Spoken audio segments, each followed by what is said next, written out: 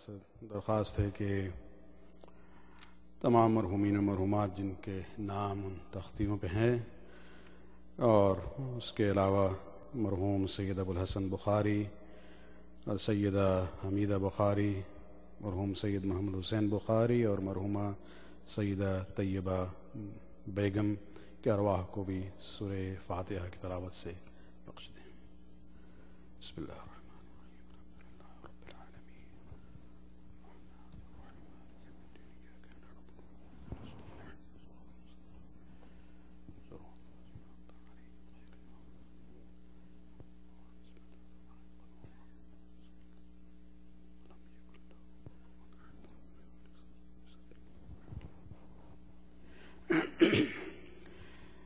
اعوذ باللہ من الشیطان اللعین الرجیم، بسم اللہ الرحمن الرحیم۔ الحمد للہ الذی لا يبلغ مدحته القائلون ولا يحصي نعماءه العادون ولا يؤدي حقه المجتهدون، الذي بعد فلا يرى وقرب فشهد النجوى تبارك وتعالى، والصلاة والسلام على سيد الأنبياء وخاتم المرسلين وشفيع المذنبين سيدنا ونبينا بالقاسم محمد وعلى أهل بيته الطيبين الطاهرين المعصومين الذين أذهب الله عنهم الرجس وطهرهم تطهيرا، واللعنة الدائمة الباقية لأعدائهم ومنكر فضائلهم وغاصب حقوقهم من الآن إلى قيام يوم الدين، أما بعد فقد قال الله سبحانه وتعالى في كتابه الكريم: قل لا أسألكم عليه أجرا إلا المودة في القربى، صلوات عليكم۔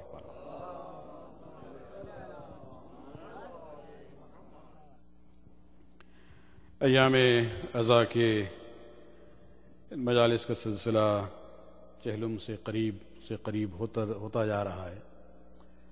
انشاءاللہ کل رات کو ہماری گفتگو جناب زینب کے خطبے کے سلسلے میں ہوگی، تاکہ آپ کو اندازہ ہو کہ جناب زینب کا جو مشہور خطبہ ہے یزید کے دربار میں، اس کی تفصیلات ہم پیش کریں گے، لیکن قبل اس کا ایک تاریخی پس منظر بھی بتائیں گے، تاکہ مومنین و مومنات کو اندازہ ہو کہ اس خطبے کا امپیکٹ عالم اسلام پر کیا رہا ہے۔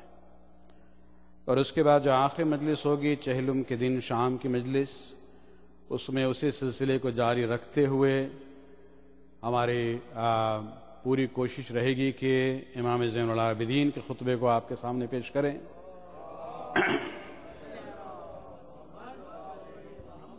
چونکہ یہ دونوں خطبے جو ہیں متمم ہیں ایک دوسرے کے لیے، اور دونوں کے امپیکٹ کو سمجھنے کے لیے دونوں کو ساتھ سمجھنا ضروری ہے۔ لیکن آج کی گفتگو میں ہم چاہیں گے کہ کل جو ہم نے جس عنوان کو آپ کے سامنے پیش کیا تھا، اسی موضوع کو تھوڑا اور آگے بڑھائیں۔ عنوان یہ تھا کہ اسلام اور مذہب تشیع میں فرق کیا ہے۔ اسلام ایک بہت ہی وسیع دائرہ ہے جس میں مختلف مکاتب فکر ہیں، سب کو ہم مسلمان کہتے ہیں، اس میں کوئی شک و شبے کی بات نہیں ہے۔ یہ تو وہابی نظریہ ہے کہ دوسروں کو وہ کافر کہتے ہیں، لیکن ہم اس لیول پر نہیں جاتے ہیں، ہم سب جو بھی کلمہ پڑھے گا اس کو ہم مسلمان کہتے ہیں۔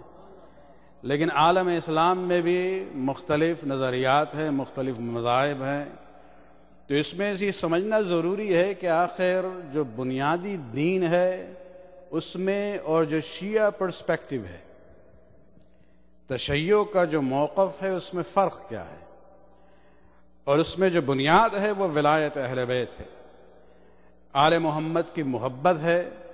اور کل ہماری پوری گفتگو آئے مودت کے بارے میں تھی کہ خداوند عالم نے ایک طرف تو تمام انبیاء مرسلین کے اقوال کو پیش کیا ہے کہ ہر نبی نے یہ کہا ہے کہ بھئی ہم اپنے کام کے لیے تم سے کوئی اجر نہیں مانگتے ہیں، اس لیے کہ کام خدا کا ہے، بھیجنے والا خدا ہے، پیغام اس کا ہے، اجر دینے والا وہی ہے۔ پیغمبر اسلام سے بھی اسی قول کو خداوند عالم نے کوٹ کیا تھا، تو پھر بات یہی تھی کہ پھر آخر یہ حکم کیوں دیا تھا کہ اے محمد آپ اپنی امت سے کہہ دیں کہ وہ اجر رسالت کے طور پہ آپ کے قرابت داروں سے محبت کریں، اور ہم نے اس آیت کے ساتھ جو بعد میں جو آیت نازل ہوئی ہے اس کو ہم نے پیش کیا تھا کہ یہاں در حقیقت محبت آل محمد کو خداوند عالم نے اس کے امپورٹنس کو بتانے کے لیے اس کو اجر رسالت محمدی کے برابر قرار دیا ہے۔ اجر رسالت محمدی ہم اور آپ نہیں دے سکتے ہیں، لیکن یہ اتنا اہم عمل ہے کہ خداوند عالم نے اس کو اجر رسالت محمدی کے برابر قرار دیا ہے، اور اس لیے بعد میں وہ آیت نازل ہوئی ہے، قل ما سألتکم من اجر فہو لکم۔ اے محمد اب اپنی امت سے آپ کہہ دیں کہ ہم نے جو اجر تم سے مانگا تھا یہ میرے لیے نہیں ہے، یہ کمپنسیشن یا ریوارڈ یا اجرت مجھے نہیں مل رہی ہے، فہو لکم، اس کا فائدہ تمہیں ہی پہنچ رہا ہے، ان اجری الا علی اللہ، میرا اجر تو صرف اللہ کی طرف سے آنے والا ہے۔ تو وہاں پر اس اہمیت کا اندازہ ہو سکتا ہے کہ خداوند عالم نے آل محمد کی محبت کو کتنا اہمیت دی ہے قرآنی اعتبار سے۔ ایک سوال اور بھی کبھی اٹھتا ہے کہ جو حضرات اس تصور سے گھبراتے ہیں، اپنی تفسیروں میں کہتے ہیں بھائی یہاں تو لکھا ہے مودتاً فی القربہ، قربہ سے مراد کون ہے؟ اپنے رشتہ داروں سے محبت کرو، یہ بھی تفسیر پیش کرتے ہیں کہ بھائی اسلام جو ہے وہ دین ہے جو صلہ رحمی کی بات کرتا ہے، خاندان میں اتحاد ہونا چاہیے۔ تو رسول اسلام اتنے عظیم تھے کہ انہوں نے کہا دیکھو ہمیں کچھ نہیں چاہیے، تم اپنے روابط کو ٹھیک ٹھاک رکھو۔ تو اس کے سلسلے میں بہت گفتگو ہو سکتی ہے، لیکن صرف ایک حدیث اہل سنت والجماعت کے ایک سورس سے ہم آپ کے سامنے پیش کرنا چاہیں گے کہ ایک بدو عرب رسول کے سامنے آیا اور تیار تھا مسلمان ہونے کے لیے۔ مدینہ میں آنے کے بعد کہتا ہے یا محمد اعرض علی الاسلام، اے محمد اسلام کو میرے سامنے پیش کریے تاکہ ہم قبول کریں۔ رسول اسلام نے توحید کی بات کی، نماز کی بات کی، زکوٰۃ کی بات کی، یہ جو اہم ارکان ہیں، اور آخر میں کہا کہ مودت فی القربہ، قرابت داروں سے محبت۔ اب یہ عنوان جو ہے وہ کلیئر نہیں تھا، وہ بدو جو ہے فوراً کہتا ہے قربایا یا محمد یا قربا کا، کس قربا کی محبت کی بات ہو رہی ہے، میرے قرابت دار یا آپ کے قرابت دار ہے محمد؟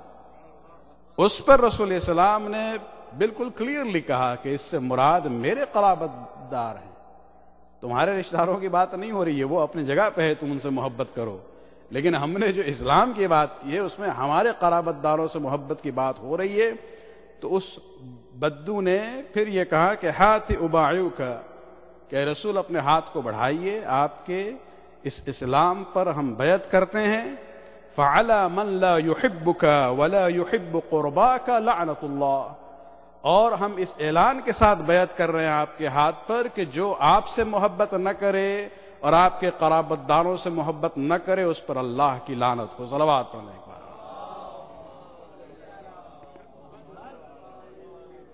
تو محبت آل محمد کا تصور جو ہے اسلام میں ضروریات دین میں سے ہے۔ کوئی فرقہ شیعوں کا ایک طرف رکھ لیں ایک ایکسٹریم پہ اور وہابیوں کو دوسرے ایکسٹریم پہ رکھیں، کوئی یہ کہنے کے لیے تیار نہیں ہوگا کہ آپ کو قرابت دار محمد سے محبت نہیں کرنی ہے۔ اب یہ دوسری بات ہے، وہ کہیں گے صرف محبت کرو، ہمارے یہاں محبت کے علاوہ بہت کچھ ہے، اور اسی تصور کو آج ہم پیش کرنا چاہیں گے کہ بھئی اس محبت کا تقاضا کیا ہے، اور اس میں جس عنوان کو ہم آپ کے سامنے پیش کرنا چاہیں گے وہ فرق ہے اسلام اور ایمان میں۔ ہم اپنے عام گفتگو میں اکثر جو ہے لوگوں کو مسلمان کہتے ہیں، جب شیعہ نظر آتا ہے تو اسے ہم مومن کہتے ہیں۔ تو ہم نے عام گفتگو میں آلریڈی جو ہے مسلم اور مومن میں ایک امتیاز رکھا ہے، دونوں میں فرق کیا ہے؟ اور قرآنی بنیاد پر ہم آپ کے سامنے اس فرق کو پیش کرنا چاہیں گے۔ جو عنوان جو عقل اور قلب کی بات ہم نے پہلے بھی کی ہے کہ اسلام جو ہے اس کا تعلق ہماری زبان سے ہے اور ایمان کا تعلق ہمارے دل سے ہے، یعنی جہاں بھی اسلام کی بات ہوتی ہے یہ زبانی معاملہ ہے، اور ایمان کا تعلق انر کنوکشن سے ہے، اس یقین کے ساتھ ہے کہ جو دل میں بستا ہے۔ دوسرا فرق جو بنیادی ہے، اور اس پر ہم آپ کی توجہ چاہیں گے، اسلام صرف ہمارے لیے مفید ثابت ہوگا اس دنیا میں، اس کا فائدہ ہمیں صرف دنیا میں ہوگا۔ کوئی بھی انسان آئے ہمارے سامنے کلمتین پڑھ دے، لا الہ الا اللہ محمد رسول اللہ، شریعت کا کیا کہنا ہے؟ ہم مجبور ہیں اسے ہم مسلمان مانیں گے، اور جیسے ہی وہ مسلمان ہوا لازمی طور پہ اس کی جان، اس کا مال اور اس کی آبرو جو ہے اب ہماری نظر میں محترم ہے۔ یعنی ہمارے لیے اس کی اجازت نہیں دیتا اسلام کہ ہم کسی مسلم کے جان، مال اور آبرو پر حملہ کریں۔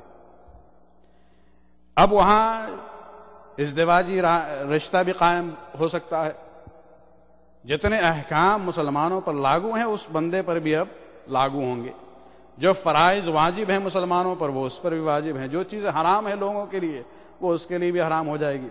اکثر یہ ہوتا ہے بھائی، وہ آتے ہیں صاحب مثلا کلمہ پڑھتے ہیں، پھر بات ہوتی ہے مولانا نکاح پڑھ دیجیے۔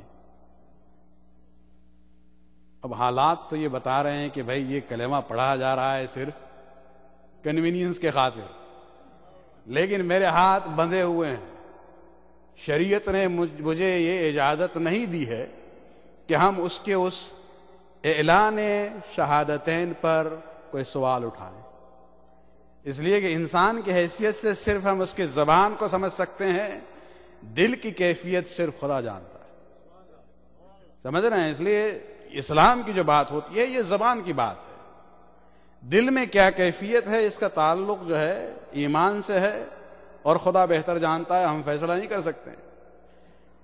ایک مثلا احکام اسلام کی جو بات ہوتی ہے، زکوٰۃ مثلا، ہر وہ انسان جو مسلمان ہو جاتا ہے اس کو پھر ہم اس کی مدد بھی کر سکتے ہیں صدقہ و خیرات اور زکوٰۃ کے عنوان سے، لیکن یہ صرف اسلام کے فوائد ہیں جو دنیا میں کام آئیں گے ہمیں۔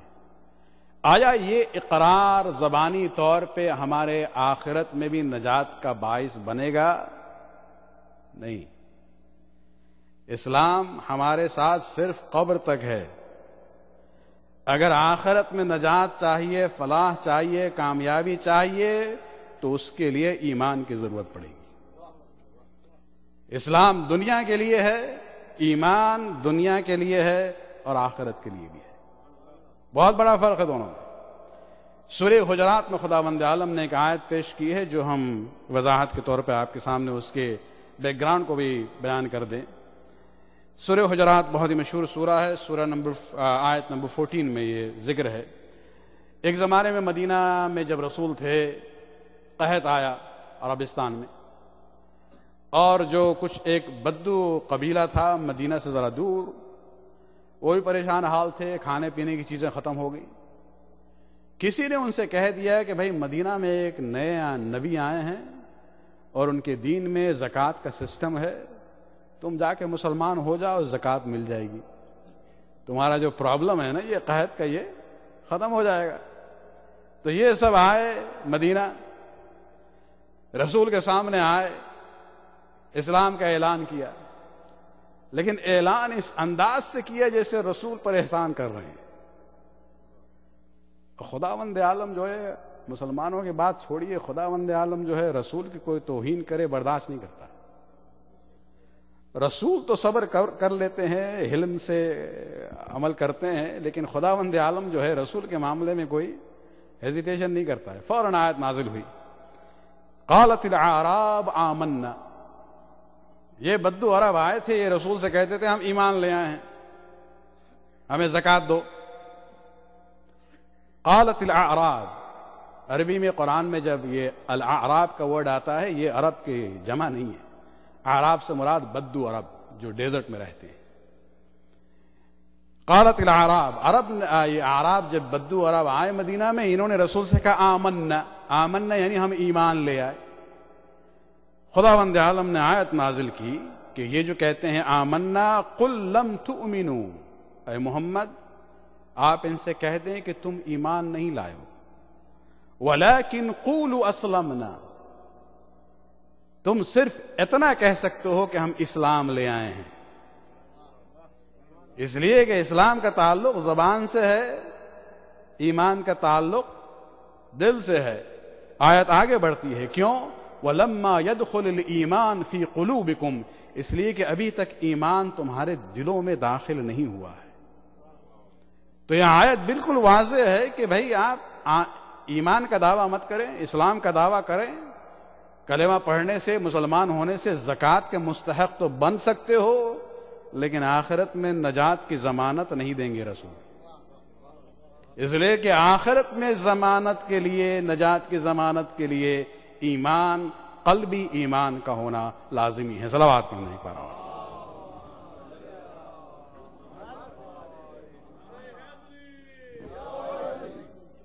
صلوات۔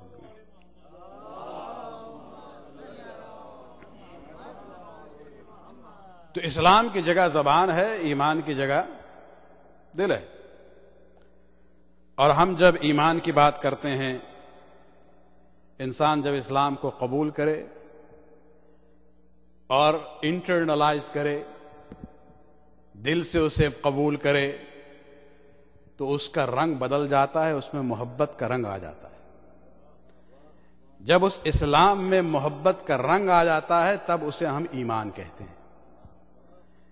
اور اسی لیے ہمارے یہاں ایمان اور تشیع ایک ہی چیز ہے، نام الگ الگ ہیں، اس لیے کہ تشیع کی بنیاد بھی اس محبت پہ ہے جو اللہ اور رسول اور آل رسول کی محبت کی بات ہوتی ہے۔ صلوات پڑھنا ایک بار۔ تو اسلام دنیاوی امر ہے، ایمان دنیاوی اور اخروی امر ہے۔ اسلام کا تعلق زبان سے ہے، ایمان کا تعلق دل سے ہے۔ اور جب ایمان اور تشیع کی بات ہوتی ہے، اس میں ایک مثال آپ دیکھ لیں۔ آپ علی کے سلسلے میں جتنے القاب ہیں، اس میں آپ کہیں یہ نہیں دیکھیں گے کہ رسول اسلام نے یا دوسرے مسلمان مورخین اور مصنفین نے کہیں علی کو امیر المسلمین نہیں کہا ہے۔ علی کو کس عنوان سے مانتے ہیں؟ امیر المسلمین نہیں کہتے ہیں، اس لیے کہ اسلام جو ہے یہ دنیاوی ایشو ہے، یہ صرف ہمارے زندگی کو آسان بنا سکتا ہے اس دنیا میں۔ اصل جس چیز کی ضرورت ہمیں ہے وہ ایمان ہے، اور علی جو ہے امیر المسلمین نہیں ہے بلکہ امیر المؤمنین ہیں۔ صلوات پڑھنا ایک بار اور۔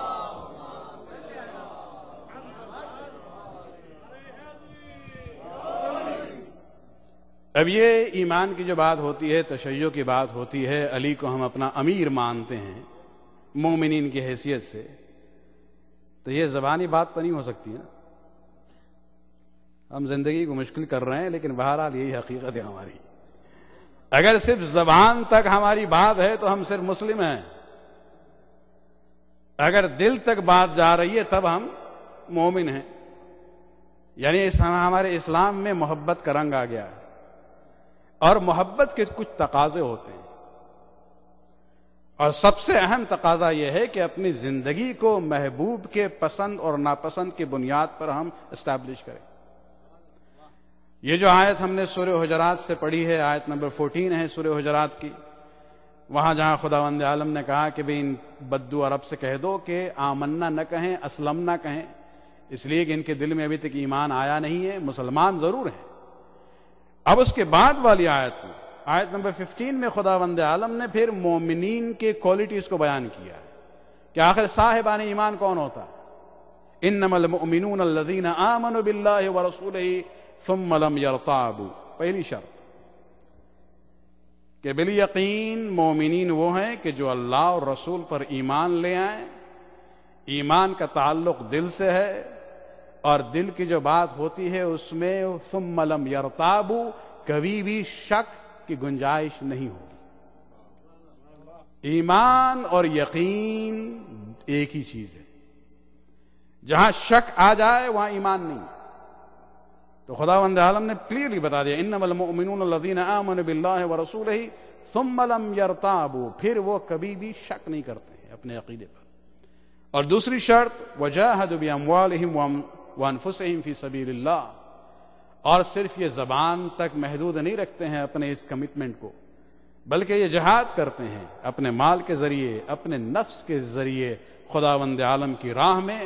اولئک هم الصادقون، صحیح معنوں میں سچے مومن یہی لوگ ہیں۔ صلوات پڑھیں۔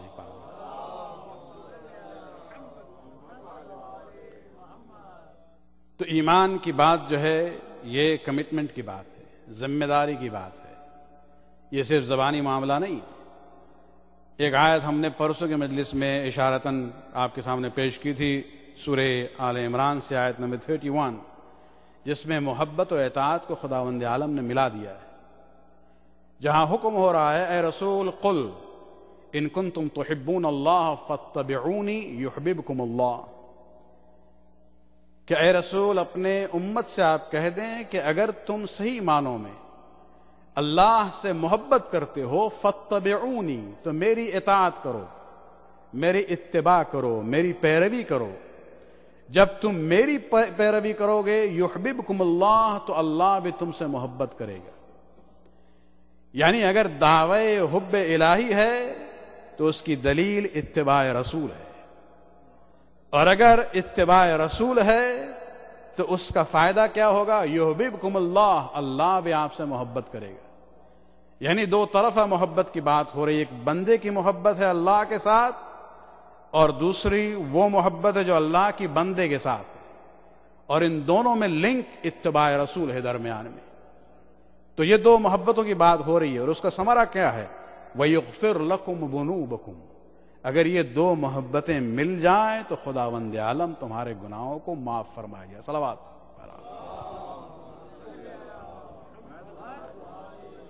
خداوند عالم کی محبت، رسول کی محبت کا دعویٰ تو سب کرتے ہیں، لیکن کمال اس وقت ہے کہ جب اللہ اور رسول بھی کہیں کہ ہاں ہم بھی تم سے محبت کرتے ہیں۔ اس آیت میں تو یہ کہا گیا ہے نا کہ جو اللہ سے محبت کرتا ہے اتباع رسول کرے، اللہ بھی اس سے محبت کرے گا۔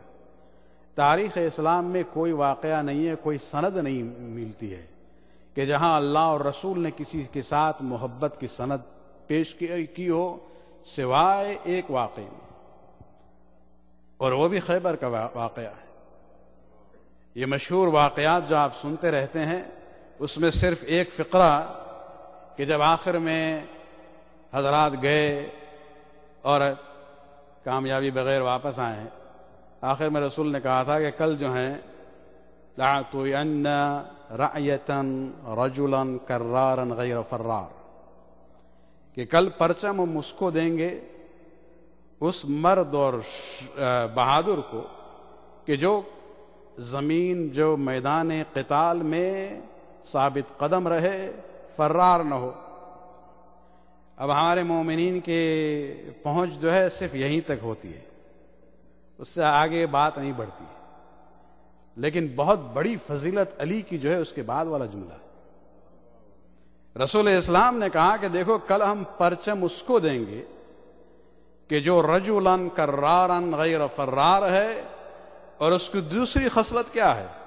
یحب اللہ ورسولہ، کہ وہ اللہ اور رسول سے محبت کرتا ہے، وہ یحبہ اللہ ورسولہ، اور اللہ اور رسول بھی اس سے محبت کرتے ہیں۔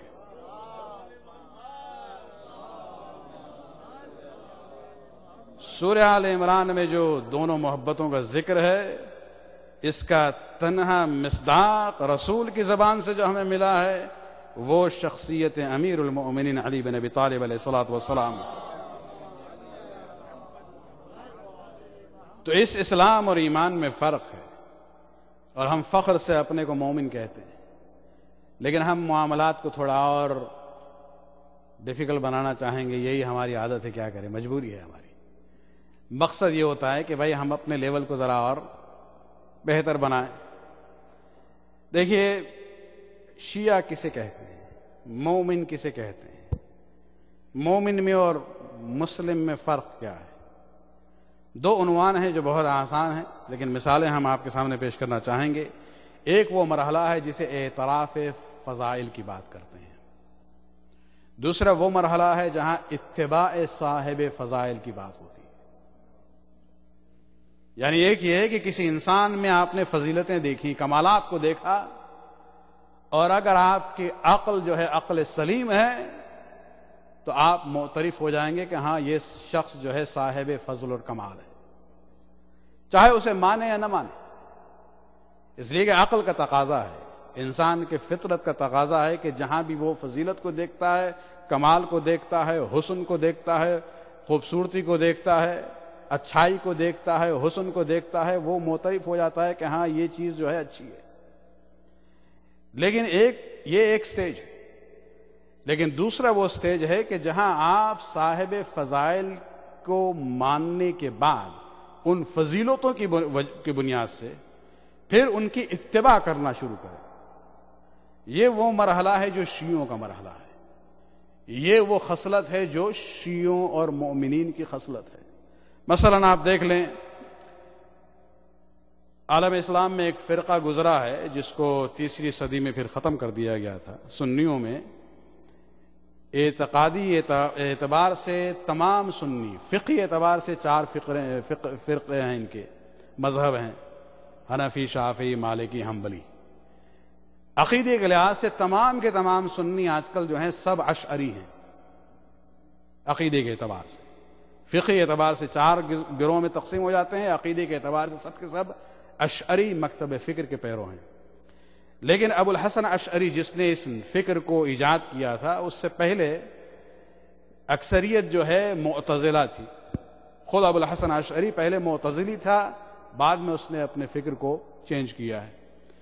معتزلہ فرقے کے عقیدے میں جو امتیاز تھا وہ یہ تھا کہ وہ کہتے تھے کہ ہم خلفائے راشدین میں مانتے ہیں، اسی ترتیب سے مانتے ہیں کہ اول، دوم، سوم، پھر علی، جہاں تک خلافت کے مرتبے کی بات ہے۔ لیکن جب فضیلت کی بات آتی ہے، ان سے آپ پوچھئے کہ رسول کے بعد سب سے افضل کون ہے، تو وہ کہتے تھے سب سے افضل علی ہے۔ یہ تیسری صدی تک سنیوں کا عقیدہ تھا۔ یہ معاویہ کے حرکت کے باوجود یہ بھی ایک معجزہ ہے کہ ان کا عقیدہ یہ تھا کہ خلافت کی ترتیب تو وہی ہے جس کو وہ مانتے ہیں ابھی بھی، لیکن جب افضلیت کی بات آتی ہے وہ کہتے تھے حضرت علی سب سے افضل ہیں ان میں۔ اور اس کے بعد شیعہ یہ اعتراض کرتے تھے کہ بھائی اگر علی سب سے افضل ہیں تو ان کو نمبر 4 پہ کیوں رکھا ہے؟ تو انہوں نے اپنے ذہن میں جو ہے انٹلیکچولی جسٹیفیکیشن کیا ہے کہ بھائی کس نے کہہ دیا کہ تفضیل مفضول علی الافضل قبیح؟ کہتے ہیں کس نے کہا ہے کہ بھائی افضل کے ہوتے ہوئے مفضول کو خلیفہ بنانا؟ خلافت کے لیے کوئی کوالیفیکیشنز کی بات تو نہیں ہے، تو ان کے یہاں یہ پوزیشن ہی بہت ہی ڈاؤن ہے، anyway کوئی کوالیفیکیشن کی بات ہی نہیں ہوتی ہے، لہٰذا ان کے یہاں افضل و مفضول کا تصور ہے ہی نہیں۔ تو یہاں پر اگر دیکھا جائے تو ہمارا سوال یہی ہے کہ معتزلہ جتنے مسلمان تھے وہ علی کے افضلیت کے قائل تھے، رسول کے بعد سب سے افضل علی کو سمجھتے تھے، چاہے ان کو چوتھا خلیفہ قرار کیوں نہیں دے۔ ہم میں اور معتزلہ میں فرق کیا ہے؟ اسی پر ذرا آپ غور و فکر کریں۔ ایک اور مثال ہم دے دیں، امام احمد بن حنبل، سنیوں کے جو 4 مذاہب فقہ ہیں اس میں ایک ہے حنبلی فرقہ۔ امام احمد بن حنبل یہ عجیب غریب شخصیت ہے۔ ایک بار بیٹے نے ان سے سوال کیا کہ بابا اصحاب میں سب سے افضل کون ہے؟ انہوں نے جو عادت ہے جس طرح سے پڑھایا گیا ہے وہ اول، دوم، سوم کا نام لے لیا اسی ترتیب سے جو ابھی بھی ان کے یہاں ہے۔ اب وہ بیٹا انتظار میں تھا کہ بھائی 3 خلفاء کے بعد علی کا نام آنا چاہیے، علی کا نام اس نے لیا ہی نہیں احمد بن حنبل نے۔ بیٹا جو ہے پلٹ کے پھر باپ سے دوسرا سوال کرتا ہے علی کا کیا ہوا؟ اس وقت امام احمد بن حنبل کہتے ہیں بیٹا تم نے صحابہ کی بات کی تھی، علی اہل بیت میں سے ہیں، تمہارا سوال جو ہے صحابہ رسول کی بات تم کر رہے تو ہم نے 3 نام بتا دیے تمہیں۔ علی جو ہے صحابہ میں سے نہیں ہے بلکہ اہل بیت رسول میں سے ہیں۔ تو اسی سے اندازہ ہو رہا ہے کہ ان کے ذہن میں بھی بہرحال علی کا مرتبہ کچھ اور تھا، علی کا سٹینڈرڈ کچھ اور تھا، صحابہ کا سٹینڈرڈ کچھ اور تھا۔ دوبارہ ہم وہی سوال کریں گے کہ امام احمد بن حنبل میں اور ہم میں فرق کیا ہے؟ اور اس فرق کو سمجھنا ہے تاکہ ہمیں احساس ہو کہ بھائی ہمارا امتیازی نشان کیا ہے مومن کی حیثیت سے اور شیعہ کی حیثیت سے۔ سعودی عرب میں 90s میں ایک سعودی رائٹر ڈاکٹر یمانی کے نام سے، یہ وہ پیٹرولیم منسٹر نہیں تھا ان کا، شاید اسی خاندان کا رہا ہو، لیکن ڈاکٹر یمانی نے ایک کتاب لکھی 1993 کی غالباً بات ہے۔ وہ سعودی عرب جو مرکز ہے ضد شیعہ پروپیگنڈا کا، شیعوں کے خلاف جتنا پروپیگنڈا ان 25-30 سال میں ہوا ہے تاریخ اسلام میں اتنا نہیں ہوا ہے، تعداد کے اعتبار سے۔ کوالٹی کی بات نہیں ہے، ان کی یہاں وہی چبائے ہوئے لقمے ہیں، کوئی نئی بات نہیں کہتے ہیں، لیکن جہاں تک تعداد کی بات ہے، ایکسپوجر کی بات ہے اپنے نظریات کی، انہوں نے جو خرابی کی ہے وہ تمام صدیوں میں جو کچھ ہوا تھا وہ ایک طرف ہے، انہوں نے جو خراب کاری کی ہے وہ دوسری طرف ہے۔ اس ملک میں بھی 90s میں ایک سعودی عرب رائٹر ایک کتاب لکھتا ہے جس کا ٹائٹل عجیب و غریب ہے، علموا اولادکم حب آل بیت النبی۔ ٹائٹل ہے کتاب کا کہ اپنی اولاد کو آل رسول کی محبت کی تعلیم دو۔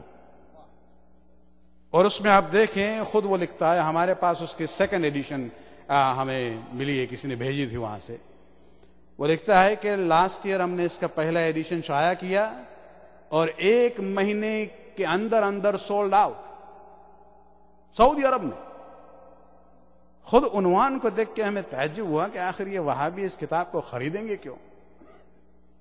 یہ جو کچھ کرنا چاہیں کریں، لیکن وہ نور جو اللہ کا نور ہے اسے یہ نہیں بجھا سکتے۔ اور 2nd ایڈیشن میں آپ دیکھیں کہ جہاں انہوں نے آل محمد کا ذکر کیا ہے، جہاں علی کا ذکر ہے، فاطمہ کا ذکر ہے، جناب خدیجہ کا ذکر ہے، حسن و حسین کا ذکر ہے، اس کے بعد 2nd ایڈیشن میں انہوں نے اس فہرست میں امام زین العابدین کو بھی شامل کیا ہے۔ اس کے بعد وہ اپنے نظریہ کے مطابق جو ہے آل بیت النبی میں ازواج کا بھی ذکر کیا ہے، لیکن سب سے پہلے جو ہے آل محمد کا ذکر ہے۔ سوال میرا آپ سے یہی ہے کہ ڈاکٹر یمانی میں اور ہم میں فرق کیا ہے؟ اس ماحول میں بھی وہ اس ٹائپ کی کتاب لکھتا ہے، علموا اولادکم حب آل بیت النبی۔ فرق ہونا چاہیے اور امتیازی فرق ہونا چاہیے۔ اور آگے بڑھیں، آپ غیر مسلم مفکرین کو دیکھیں، رائٹرز کو دیکھیں، اسپیشلی لبنان میں، چونکہ وہاں ایک بہت بڑی تعداد ہے عیسائیوں کی، اور چونکہ وہ عرب ہیں، عرب ادبیات جب پڑھتے ہیں تو وہ مجبور ہیں کہ نحو بلاغہ کو بھی اسٹڈی کریں، قرآن کو بھی اسٹڈی کرتے ہیں، تاریخ اسلام کو بھی پڑھتے ہیں، چونکہ وہ عرب ہیں لہٰذا انہیں عرب ہسٹری پڑھنی ہے، تو وہ اسلام سے اچھے خاصے ان کو بہرحال انفارمیشن ہوتی ہے۔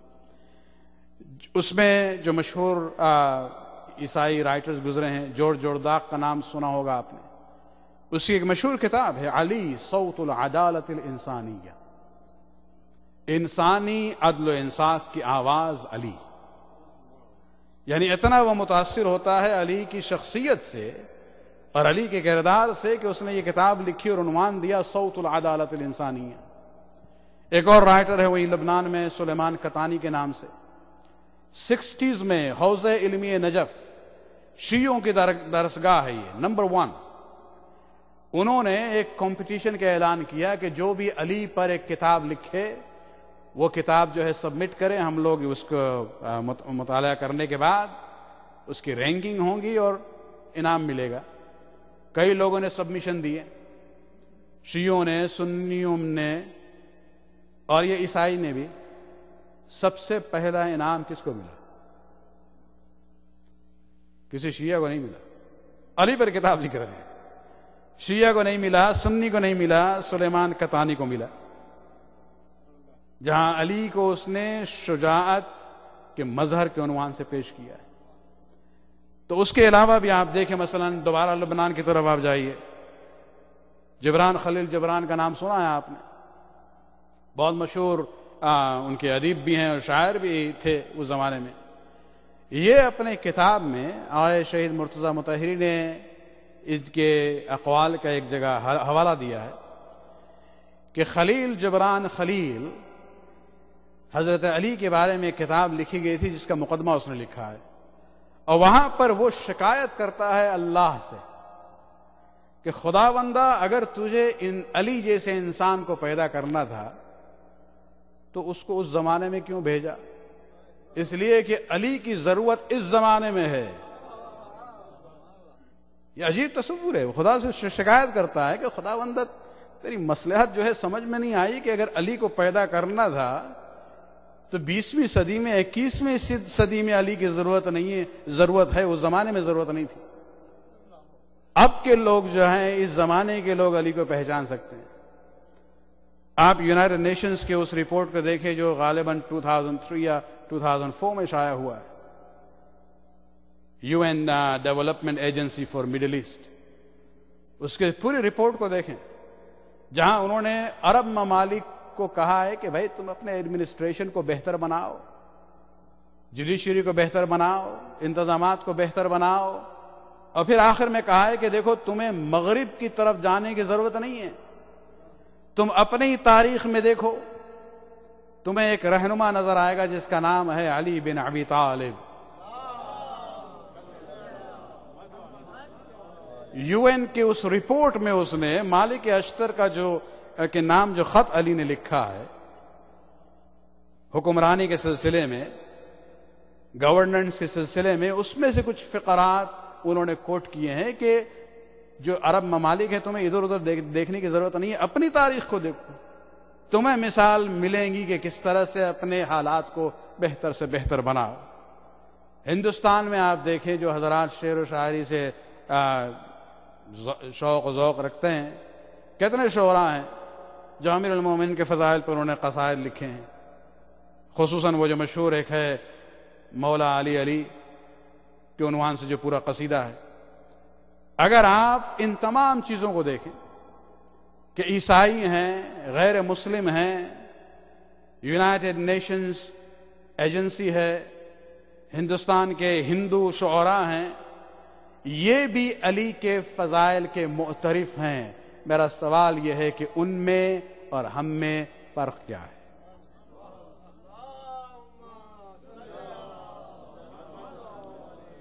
اس سوال کا جواب اگر ہمیں مل جائے تب ہمیں احساس ہوگا کہ شیعہ ہونا کیا ہے، مومن ہونا کیا ہے، تشیع کے تقاضے کیا ہیں، ایمان کے تقاضے کیا ہیں۔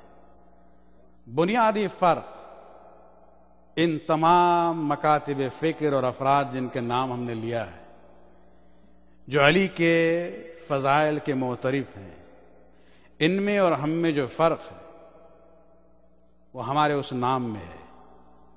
لفظ شیعہ، اس کا مطلب کیا ہے؟ جب جنازہ اٹھتا ہے تو آپ کیا کرتے ہیں؟ کیا کرنے جاتے ہیں آپ؟ تشییع جنازہ۔ یہ لفظ تشییع کیا ہے؟ اس کا مطلب کیا ہے؟ یعنی جنازے کے پیچھے پیچھے جانا۔ تو شیعہ کا مطلب یہ ہے کہ پیچھے پیچھے چلنا۔ یہ ایکچولی شارٹ فارم ہے ہمارا نام۔ ہمارا نام جو ہے پورا تھا شیعۃ علی، یعنی وہ جو علی کی پیروی کر رہا ہو۔ کثرت استعمال سے پھر دوسرا نام چھوٹ گیا، اب لوگ شیعی کہتے ہیں، اور سب کے ذہن میں بلکہ لغت میں بھی آپ دیکھ لیں شیعہ کا ڈیفینیشن یہی ملے گا کہ جو علی کا فالوور ہو۔ تو ہمارا امتیاز وہی نام ہے ہمارا، وہ صرف فضائل کے معترف ہیں، ہم فضائل کے بھی معترف ہیں لیکن علی کی پیروی بھی ہم کرتے ہیں۔ جہاں تک ان غیر مسلم کی بات ہے، سعودیوں کی رائٹر کی بات ہے، لبنان کے عیسائی کی بات ہے، ہندوستان کے ہندوؤں کی بات ہے، منزل اعتراف فضائل میں ہم میں اور ان میں کوئی فرق نہیں ہے، لیکن جب اتباع صاحب فضائل کی بات ہوتی ہے تو یہ ہمارا راستہ ان کے راستے سے الگ ہو جاتا ہے۔ وہ عقلی بنیاد پر مجبور ہیں کہ علی کے فضائل کا اعتراف کریں، ہم قلبی بنیاد پر مجبور ہیں کہ علی کے اتباع اور ان کی سیرت کی پیروی کریں۔ صلوات پڑھیں ایک بار۔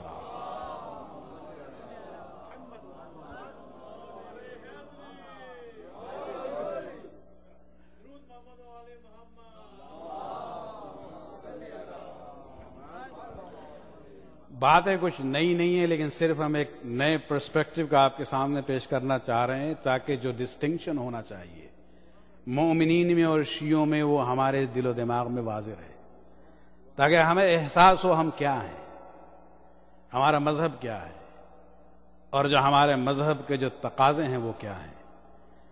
یہاں پر ہم آخری ایک حدیث پر ختم کرنا چاہیں گے کہ اکثر آپ سنتے ہیں سنیوں میں جب ارکان دین کی بات ہوتی ہے، پلرز آف ریلیجن، ان کے پیمفلٹس میں ملے گا، سب سے پہلے وہ کہتے ہیں شہادتین، پھر نماز، پھر روزہ، پھر زکوٰۃ، پھر حج، 5 ارکان ہیں۔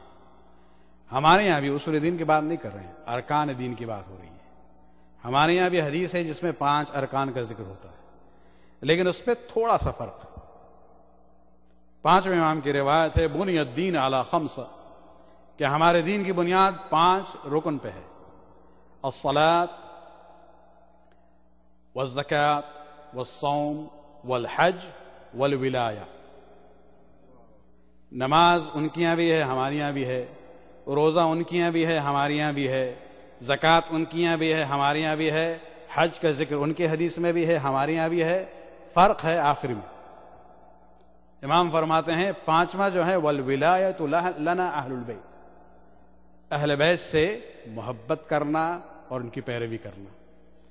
اور اس کے بعد اس ولایت کی اہمیت کو بتانے کے لیے امام فرماتے ہیں کہ دیکھو ان 5 ارکان میں سے 4 میں رخصت ہے، عنوان رخصت عربی میں آیا ہے۔ رخصت سے مراد کیا ہے؟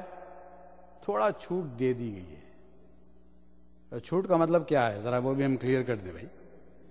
نماز، روزے، زکوٰۃ اور حج میں مطلب یہ ہے کہ اگر نماز جو ہے پڑھنا ہے وضو کرنا پڑے گا، پانی نہ ملا اس میں تیمم کر لیں، رخصت ہے وہاں۔ طبیعت ٹھیک نہیں ہے، کھڑے ہو کے نہیں پڑھ سکتے ہیں، بیٹھ کے پڑھو، بیٹھ کے نہیں پڑھ سکتے ہیں، لیٹ کے پڑھو۔ روزے کی بات ہے، طبیعت ٹھیک نہیں ہے، معاف ہے، بعد میں قضا کریں۔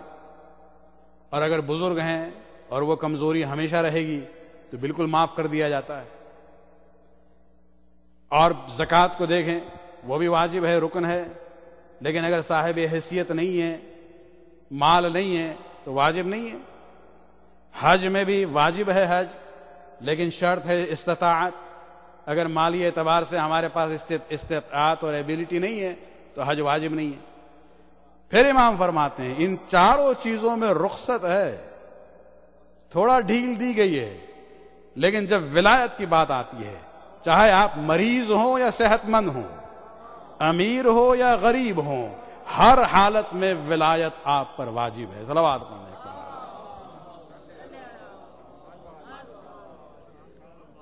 تو یہ ہمارے مذہب کی بنیاد ہے، ہمارے تمام اعمال کی بنیاد وہی ولایت ہے۔ جیسے کل رات کو ہم نے کہا تھا کہ اس ولایت کا فائدہ یہی ہے کہ ہمارے عقیدے درست ہوتے ہیں، ہمارے کردار کی اصلاح ہوتی ہے، اور ہمارے نیک اعمال آخرت میں پہنچتے ہیں اسی ولایت کے سہارے۔ لیکن یہ ولایت آسانی سے نہیں آتی ہے، کمٹمنٹ کی بات ہے، التزام کی بات ہے، اس کے تقاضے ہیں، ہمیں اس پر اترنا ہوگا، اس معیار پر۔ 2 مثالیں ہم دینا چاہیں گے، وہ بھی غیر معصوم کی۔ معاویہ کا زمانہ آیا، بہت سے علی کے ماننے والے مختلف حالات میں مجبور ہوتے تھے اس سے جا کے ملنے کے لیے، اعتقادی اعتبار سے نہیں، لیکن بہرحال اپنے مسائل تھے، ایشوز سے جس کو پیش کرنا پڑا۔ اس میں ایک تھے عدی بن حاتم، اور معاویہ ملعون کی عادت تھی، وہ جانتا تھا اگر یہ علی کا چاہنے والا ہے تو وہ کوشش کرتا تھا کہ بھائی ذہنی طور پہ اسے ذرا اور پریشان کیا جائے تاکہ علی کی محبت کم ہو جائے۔ جب عدی بن حاتم پہنچے ہیں معاویہ کے پاس تو وہاں سلام کلام کے بعد فوراً خیریت پوچھتا ہے، جانتے ہوئے کہ طرفات کا کیا ہوا۔ طرفات اس نے جمع بنا لیا، 3 نام تھے عدی بن حاتم کے بیٹوں کے، طارف، طرفہ اور طریف۔ چونکہ ایک ہی وزن سے ہیں، ایک ہی مصدر سے تھے، تو اس نے اس کی جمع بنا لی، طرفات. یہ تمہارے 3 بیٹے تھے، ان کا کیا ہوا؟ اب اسے معلوم ہے کیا ہوا. تو اس نے کہا قتلوا، صفین میں وہ تھے، علی کے ساتھ تھے، وہ شہید ہو گئے. جانتے ہو یہ سوال پوچھتا ہے تاکہ ذرا ان کی دل کی جو کیفیت ہے، جو درد ہے، اس کو اور اس میں اضافہ ہو، شاید یہ علی سے متنفر ہو جائیں. اب اس کے بعد وہ جملہ کہتا ہے، زہر جو ہے معاویہ کا، ما انصفک ابن ابی طالب اذ قتل بنوک معه وبقی له بنوه. علی نے تمہارے ساتھ انصاف نہیں کیا. تمہارے تینوں بیٹے تو ان کے ساتھ، ان کے خاطر جو ہیں شہید ہو گئے، لیکن علی نے اپنے بیٹوں کو بچا لیا. اب سوچنا کتنا فتنہ انگیزی کی بات ہے. لیکن کمال یہی ہوتا ہے کہ انسان مشکل سے مشکل حالات میں دشمن کے سامنے ہی صحیح اپنے ایمان کے دامن کو ہاتھ سے نہ چھوڑے. عدی بن حاتم نے کیا جواب دیا؟ فوراً کہتے ہیں معاویہ تم کہتے ہو کہ علی نے انصاف نہیں کیا ہے، انصاف تو ہم نے نہیں کیا ہے کہ علی مر گئے اور ہم زندہ ہیں. علی قتل ہو گئے اور ہم زندہ ہیں. تم میری اولاد کی بات کر رہے ہو؟ یہ علامت ہے شیعوں کی کہ ان جذباتی کیفیت میں بھی دشمن للکار رہا ہے، کوشش کر رہا ہے آپ کی اس ولایت علی کا امتحان لے، لیکن آپ اس وقت بھی ثابت قدم نظر آئیں. صلوات ہونے پر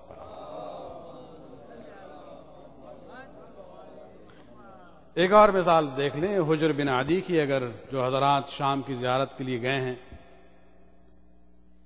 دمشق سے باہر مزار ہے جناب حجر کا، اور ان کی شہادت واقع ہوئی تھی صلح امام حسن کے بعد، جب زیاد بن ابی ملعون اپنے جمعہ کے خطبوں میں امیر المومنین کے خلاف جب باتیں کر رہا تھا، تو حجر کے دل میں جو محبت تھی علی کی، وہ گوارا نہیں کر سکتے تھے کہ علی کے خلاف ان باتوں کو سنیں. وہ کھڑے ہوتے تھے، احتجاج کرتے تھے.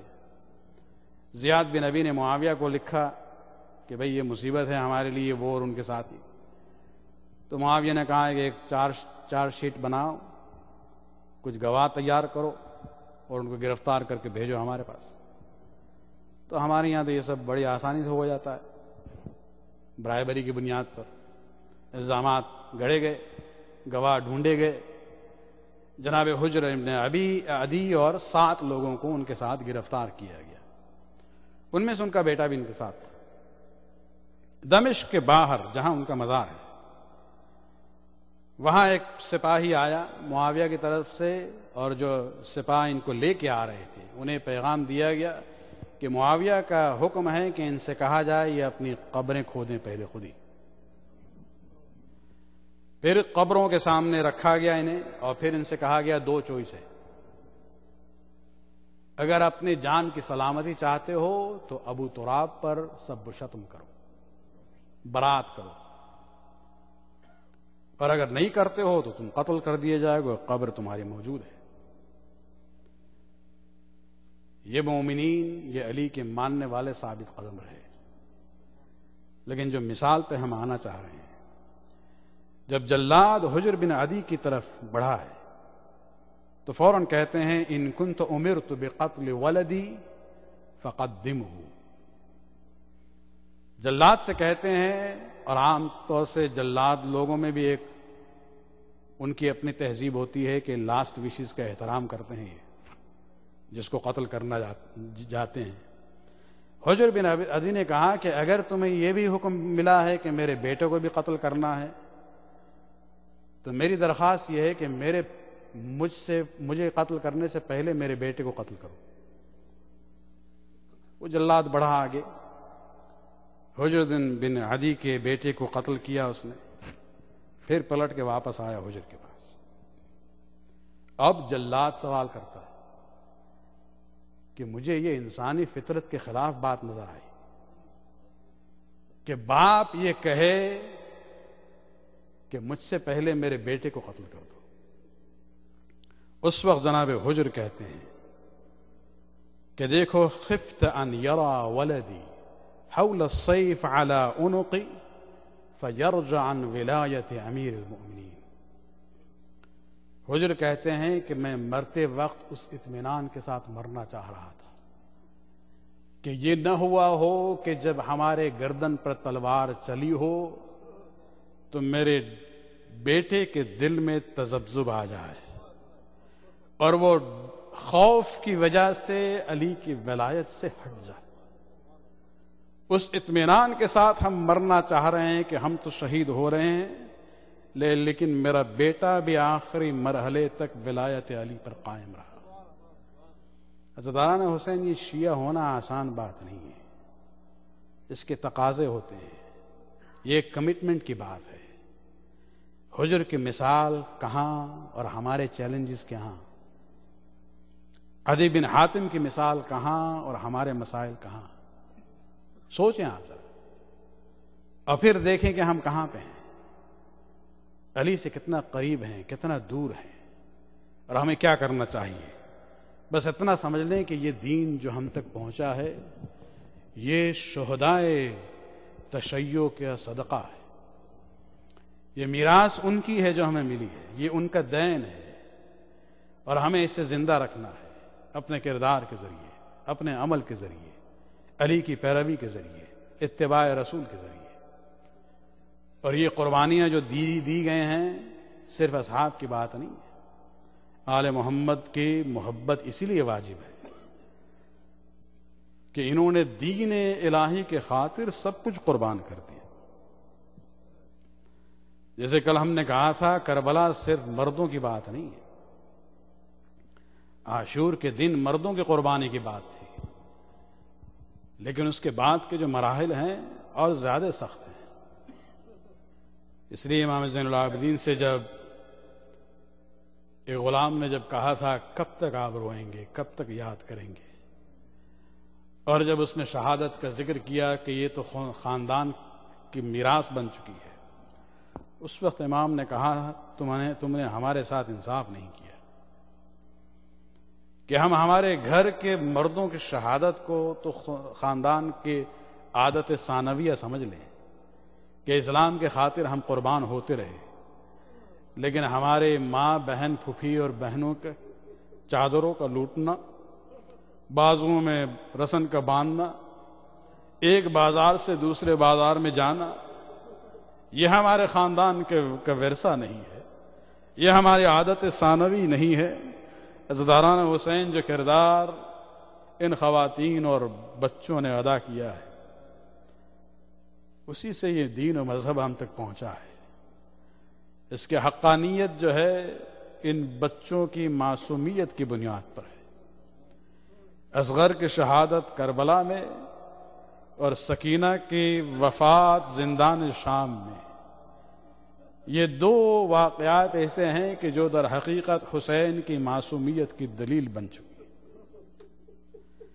یہ وہ بچی تھی جو اتنے باپ سے اتنا محبت کرتی تھی کہ اسے نیند نہیں آتی تھی جب تک بابا کے سینے پر نہ سوئے. کس طرح سے حسین الوداع ہوئے ہیں اس بچی سے مجھے نہیں معلوم، لیکن وہ حسین کا بہت بڑا امتحان تھا.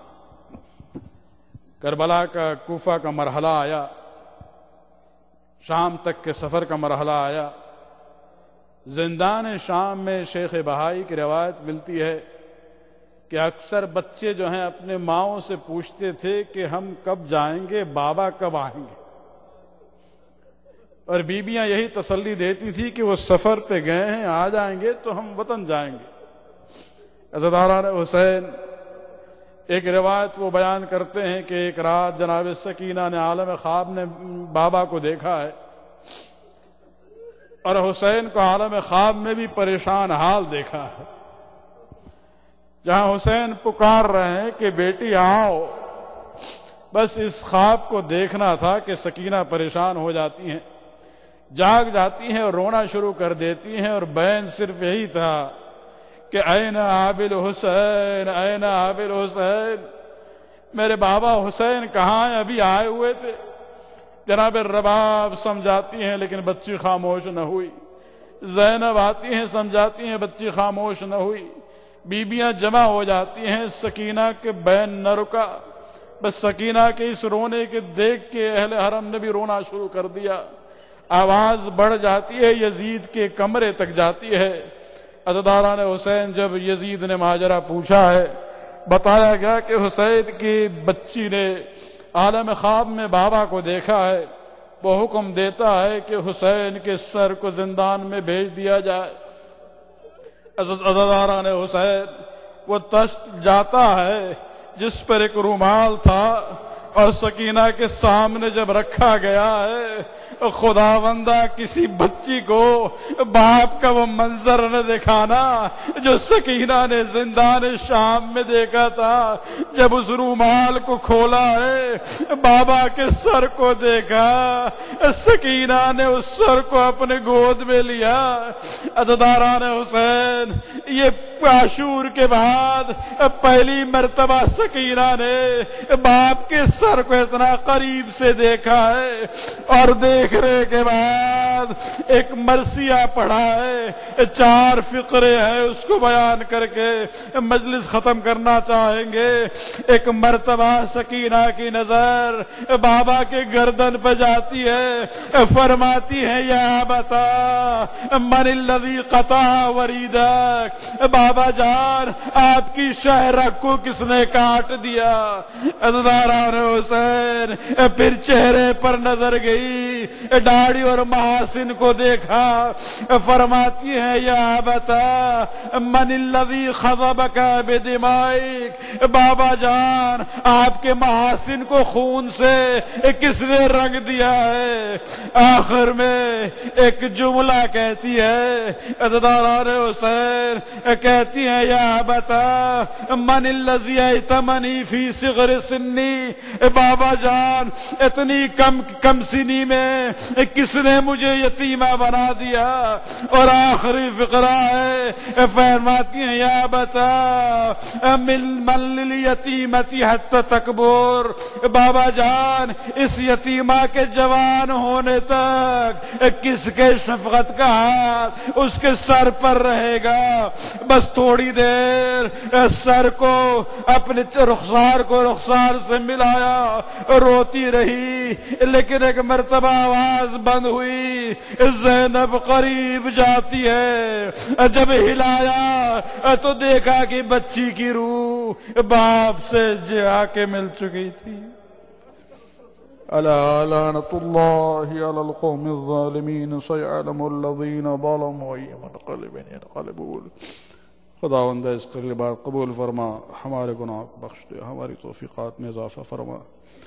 خداوندہ ہمیں صلاحیت دے، ہمت دے، وہ بہادری کا جذبہ دے کہ صحیح معنوں میں علی کے شیعوں میں سے ہم قرار پائیں۔